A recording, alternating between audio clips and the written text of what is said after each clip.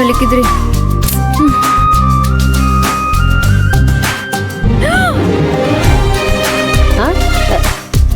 ஏய் மாமா தோத்துட்டாங்க. ஏன் சார் எடுத்தீங்க?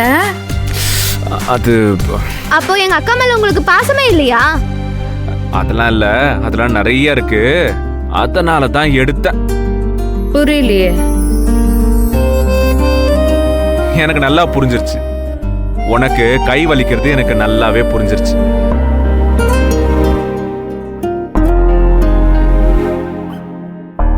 ஆனா அந்த வலியை பொறுத்துக்க நீ மேக்ஸிமம் ட்ரை பண்றதையும் நான் பார்த்தேன். அதனால தான் நான் கை எடுத்தேன்.